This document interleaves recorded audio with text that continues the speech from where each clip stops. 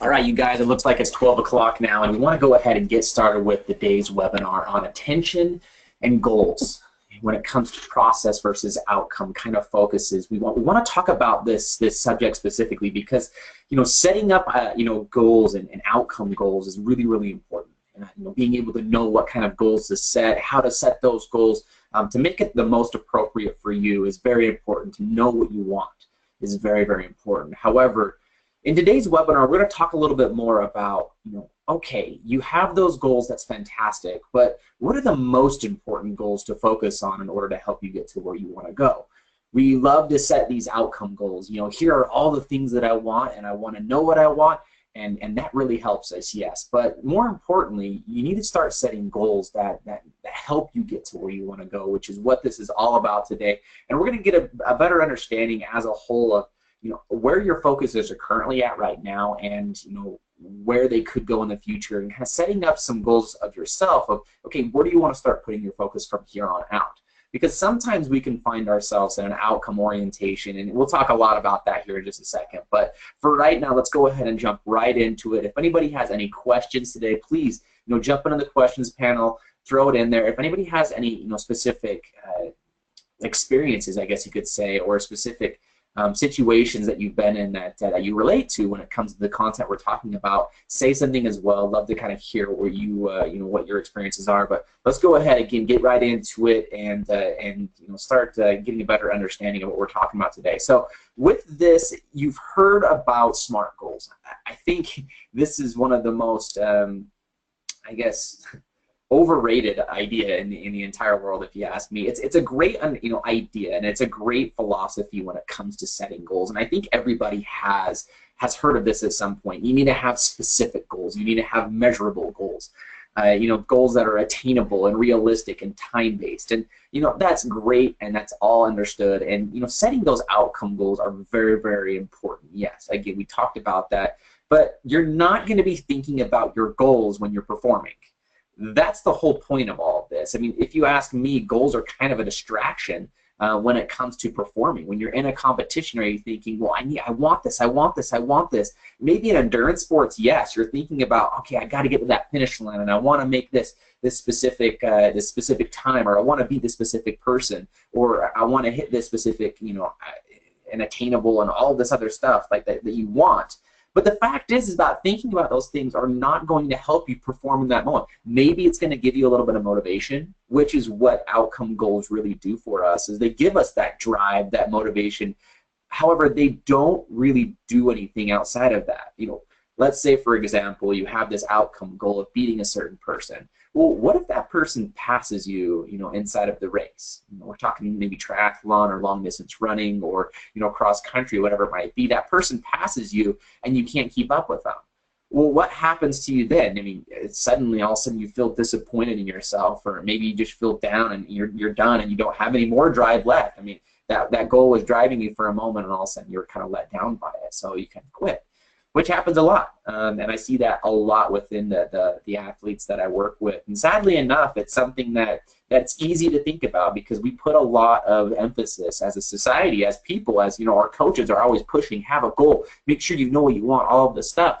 However, that's not the stuff that really helps us in the moment when we're inside a competition, which is why we're going to jump into this whole idea of outcome versus process, right? So the whole idea of outcome goals, these are the big goals. We know these are the end result, the things you want in the end. This is the clipping of the net at the end of the tournament. This is probably something that you've heard of teams doing, practicing this in order to have that that practice of actually cutting down the net, of being in that moment, of having that vision to help drive them within their season. And again, that's a great philosophy. That's a great thing to do. However, if your sole focus is on the outcome, you're never going to get there. And I bet you have had this kind of experience in the past as well. And I want you to think back, when have you been solely focused on the outcome, but rarely have gotten it? Have you ever gotten that one outcome that you were solely focused on, and you weren't focused on the process?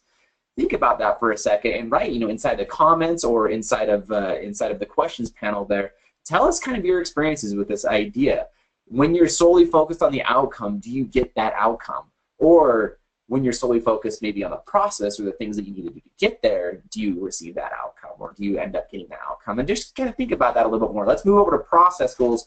You know, the idea of process goals are really those goals that help you achieve the outcome. These are the little things that you do on a day-to-day basis that help you get there. And we're even talking as process-oriented as in the moment, right? We're talking about if you're in a triathlon and you're racing and you think outcome-oriented, right? That was the whole big challenge of this last week, actually, that I sent out to everybody. If you find yourself in the outcome-oriented mode of, hey, I don't want to get passed by the person behind me, or, you know, I want to make sure that I get this podium. Well, if you start thinking that way, we need to reshift our focus back to the process. And the process in that moment is keep a nice form. Have your high cadence up. Make sure you keep your chest up. Make sure you keep your eyes up. Right? Those are all very process-oriented things that you have complete control over in that moment that you can revert your focus and attention to. Just, I mean, I'm hoping this is making sense to everybody here, but that's how deep we're talking about when it comes to the process, right? You've probably heard about kind of that stepwise goal solution where you have, you know, your big outcome goal and you have your next step down from that big outcome goal, the next step, the next step, the next step. What I'm saying with this whole idea of attention and focus and having goals is we need to get down to the moment by moment stuff that help us get to where we want to go. But I want to play a little game with everybody really quick, and I think this is kind of a fun game to pay attention to or to put our attention on, just to realize and assess where we're currently at with regards to our focus and attention, and where we have, you know, our attention on when it comes to our goals. Are we more outcome oriented, or are we more process oriented? So thinking about this, I want you to think about your big goal. It doesn't matter what you're in right now, what sport, what area you're in within practice seasons, training or competition season, whatever it might be. I want you to think about what your big goal is, let's say within the next year. What do you want to accomplish? Have that vision. Have that cut the hoop or the net kind of vision. What's that one thing that you want most? Okay, I want you to kind of think about that and think about what you want, and then I want you to go down to take a moment now and think about your last week, right? This last week that you've been in training, that you've been practicing, that you've been participating in competition. How many hours did you spend on that goal? How much time did you spend thinking about engaging in focusing on that big goal? Right? Because, you know, that capacity, I think, is very important. Yeah, if we're going to have a goal, we better be focusing on it, or focusing on things that help us get there, whatever it might be. But think about all of the moments and all the times that you felt like you were engaging in and you know, really paying attention to this goal within all the practice and all the competition and all the time that you've had over the last week. Okay? Now I want you to bring it down one more step here, and I want you to think about, take that number that you got, right, and split it up into percentages, right? Out of 100% of that time that you were focused on your big goal, or that you were focused on all the things that help you get there, how much of that time were you thinking on the outcome, or thinking about kind of getting to that place, you know, being in that green field or cutting that net, and, you know, thinking about it and kind of dreaming about that, versus doing, versus working, versus, you know, all the stuff that help you get there, right? And this is kind of, you know, in our own mind, but where has your focus been? Has it, you know, been, you know, 20% in the outcome, where you're thinking, okay, I just need to get there, but I need to, you know, do all the work in order to get there? Or are you thinking more in the process, where you're engaged really a lot in the, it's focus more on the outcome, where you're engaged more on the outcome than the process, right? But I want you to split it up into a percentage, and out of 100%, maybe it's 20-80, maybe it's 50-50, maybe it's 40-80, whatever, or 40-60, whatever it might be. Think about where you're at currently with regards to your attention. What do you pay attention to most? The outcome or the process, right? Just assess yourself really quick. Where are you at right now? Now, having said that, what percentage of that time do you spend engaging in each category? And, you know, maybe let's take this picture right here. If we have this line, you know, maybe this person, you know, the feet representing the process, the mountain representing the outcome, maybe this person's more engaged in the process than the outcome. Maybe you're a little bit opposite, whatever it might be. But I want you to just, again, have an awareness over where your focus has been. Over the last couple of weeks, what do you pay attention to most? The outcome, the dreams, the thoughts, the ideas, or the process? right? The work, the engagement, the practice, the reps, whatever it might be, right? Looking at that a little bit.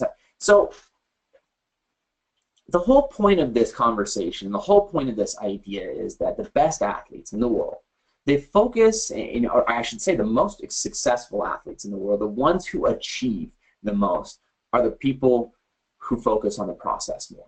And if you find yourself, and there's no judgment here, right? But if you find yourself more focused on the outcome, that could lead to a lot of bad things. But we're not going to go in that direction with this webinar. What I want to do today is really give you some ideas to help you refocus back on the process. Refocus yourself back on, doing the work and getting the things done in order to help you get to where you want to go. And that comes down to this whole idea of controlling the controllables, right? There is so much that we can put our attention on. We can put our attention on outcomes all day long, and they're exciting. They're shiny. They're really, really exciting, if you ask me. And there's, those are the things that I personally like to put my focus on sometimes in order to help motivate me. And yeah, they can be used like that. However, when we're going through our journey, the outcomes that we're wanting, that we're looking for, they're very out of our control in most cases, right? We can't really we don't have 100% control over those things. We don't have 100% control over not getting passed by the person behind us, or reaching that podium, or the weather, or what the refs say, or how a certain call is played. Play is called. It's all of that little stuff that we don't have control over that we're easily sucked into as athletes. So we need to bring ourselves back into a process focus and realize that the controllables, the really, really controllable items that are within our goals or within our reach, these are the goals that we need to be focusing on. These are the process-oriented things. These are the keep the cadence high kind of things. These are the, keep your focus where it needs to be. These are the, there's a whole bunch of different ideas there about what is most under your control. And I want you to take a moment right now, and I want you to write down what are the most controllable things that you have control over within your game, within your performance, within your competition. What do you have control over? And are those the things that you can focus on within your sport, within competition, that might help you get to that big outcome goal? But I want to kind of jump into 3 big controllables that I think are most important, that we can always put our attention on in order to help us get to where we want to go. And these are what I like to call the eat up. It's effort, it's attitude, and it's teamwork. And I'm going to go through each of these here. Where effort, we know that this is the primary controllable. This is the one thing that we always have control over, that will always help us get to where we want to go. It's putting our attention on effort and controlling our effort. And if we can control our effort, then we're going to move forward towards where we want to go.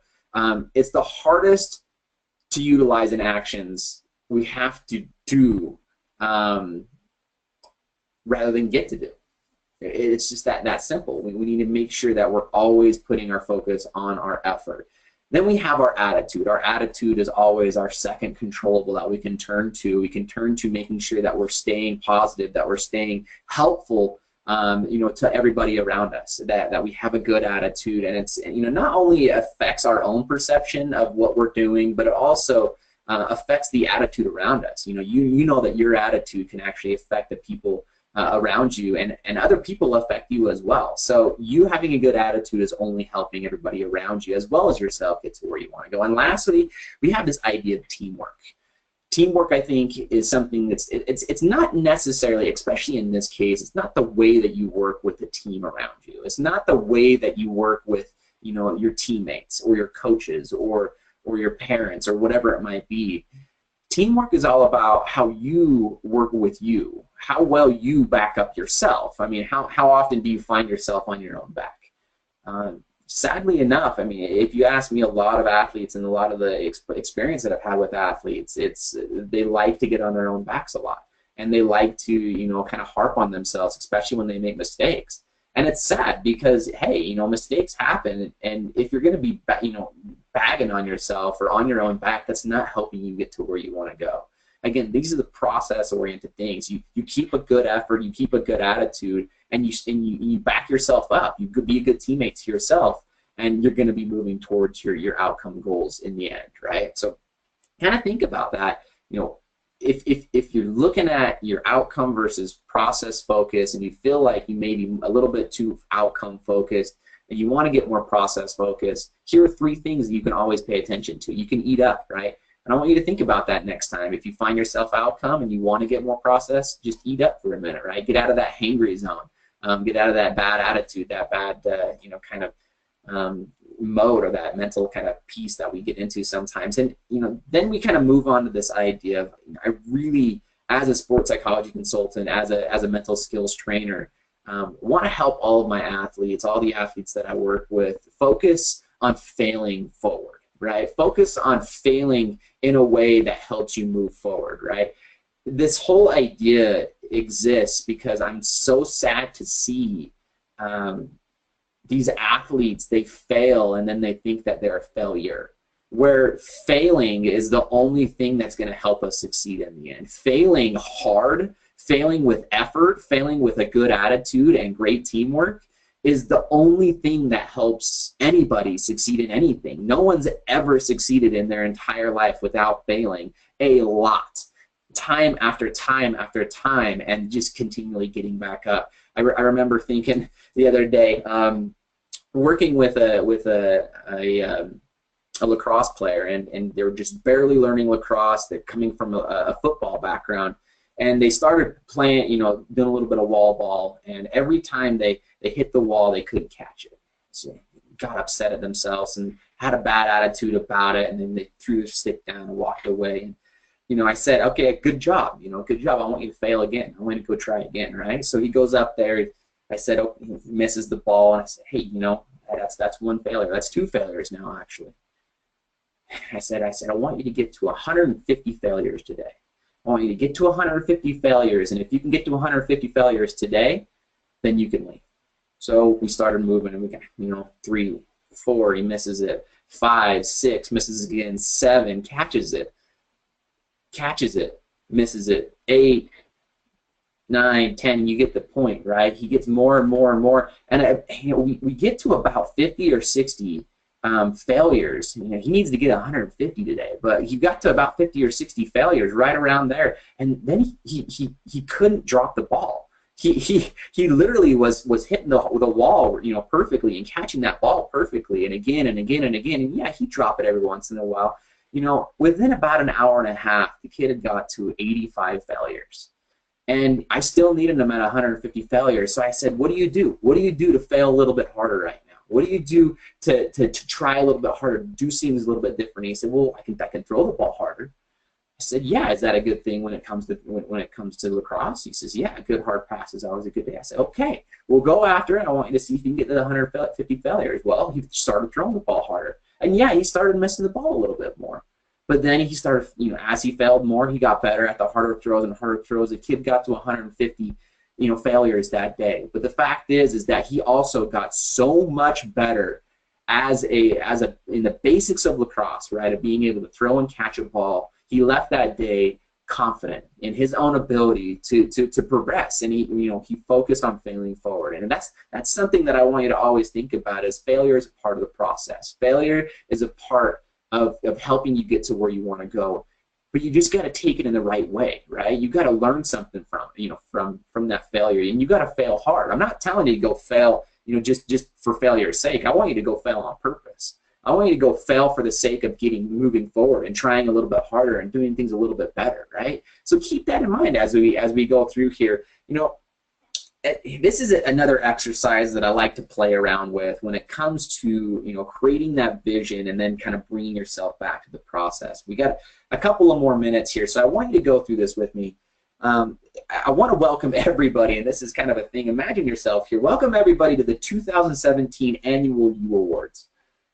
This banquet happens on a year-to-year basis, and it's going to be, it's right now. We think I want you to take yourself, a year into the future, and it's the 2017 End of Year Awards. It's December, right? And we're not there yet, but I want you to take yourself there here really quick. And we're December 2017. All of our practices, all of our competitions, everything that we've done over the last year here has happened.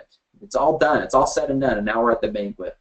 At this banquet, there's going to be 3 people talking about you. a family member, a coach, and an age-old rival. The question is, what do you want each to say about you at this banquet, right? Your friends and family are there, your coaches are there, all of the teams that you played are there, and there's three people walking up, and we're already at the end of the season, so everything's already happened. My question to you is, what do you want them to say?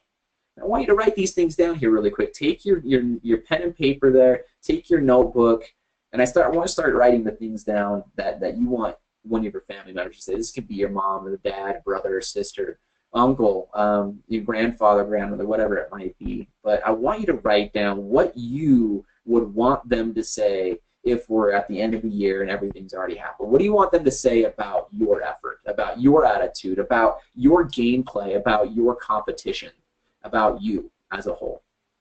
Take a moment and write those things down. And then I want you to replicate that experience with your coach as well as an age-old rival.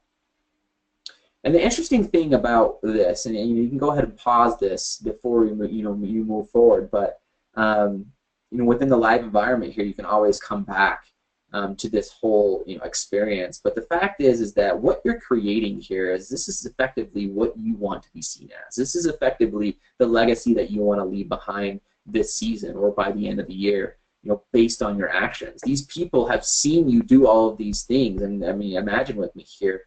Imagine they've seen all the competition, all the practices, all the early mornings, all of the time that you spend and sacrifices that you've made throughout the entire season, and now they're talking about how you did all these things, right? Or whatever it might be, and you get to decide what you want your legacy to be.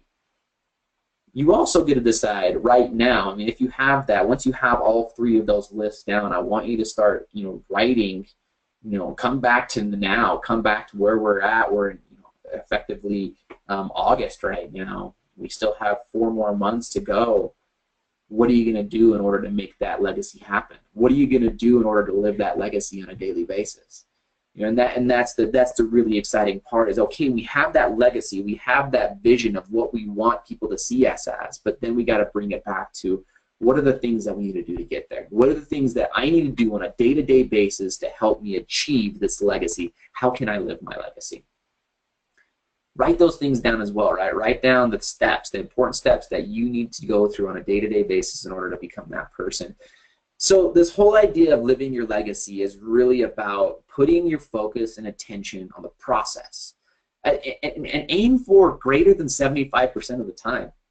If you're in, again, I'm okay if you find yourself outcome-oriented sometimes, thinking about and engaging in all the things that you want. But bringing it back to, okay, I'm glad that you have that vision and what you want. What are you going to do to get there? And show me, right? Show me, show yourself, and engage in and focus on and do the work, right? Do the process-oriented things, and by the end of at this point, you should have a good idea of what are the things that you need to do in order to help you get to where you want to go. And if you don't, give me a call or send me an email or send me a comment, whatever it might be. Just let me know, and I can help you kind of understand what it is those process-oriented items are within your sport. And if you have any questions, ask your coaches, ask the people who lead you within any of your sports, and kind of move forward with that. And I want to leave with this. Outcomes are easy. Outcomes, the focusing on outcomes is so easy. It's a thought. It's a dream, right? It's simply something that we can think about. And it's easy to do. The process, that's the work. That's the stuff that's difficult. That's the action. That's the sweat. That's the blood. That's the tears, right? That's the failing part of life, right? That's the going after it and doing something a little bit harder. But it's doing. So isn't it easy to understand why we think more outcome versus process sometimes? If you want to be the greatest athlete you can possibly be, if you want to be, and optimize your full potential within athletics, shift your focus and your mindset to be more attentive on the process, be more focused on the process, be more about the process, and the outcomes will come. I guarantee you that. I'm going to go ahead and end with that today. Thank you very much for joining us all today. I really, really appreciate it. If anybody has any further questions, go ahead and mention them inside the questions panel. If you're in the webinar today, you can go ahead and download this, a preview of this or the PDF of today's slides. You can also, there's a little worksheet in there that help you kind of, lay out your process versus outcome-oriented goals. Setting those up and then kind of understanding what percentages inside that time. Go ahead and check that out. But all in all, thank you everyone for joining us today. I'll look forward to seeing you next week. Next week is more of our parent webinar, and this parent webinar is all about how to support your elite athlete, right? As parents, you have such a huge influence in your athlete's life day to day, and you do a lot for them. You help them out in many, many ways, but there's some things that we can also do that might put a detriment or hurt our athletes. And after talking with athletes for a long time now, I've gotten a better understanding of what you can do as a parent in order to help them. But I'll also give you some things that you can do in order to have those conversations with your athlete of, what can you do as a parent or what can I do as a parent to support you, my athlete? I think that's just an interesting question to ask. But we'll get into all that next week. Have a great week. Make sure to follow us on Twitter, Instagram, and Facebook. We have challenges going on every week. Invite your friends if you feel like or you want them to, or you want to help them with their grit, to say the least, right? To have a little bit more gumption. That's what we're all about here at Mental Grit, is to help people really optimize their performance potential through utilizing the skills that they have within their minds, right? The whole idea of mental grit. Hope everybody has a fantastic week. Get grit, everybody, and we'll talk to you next week. Have a good one.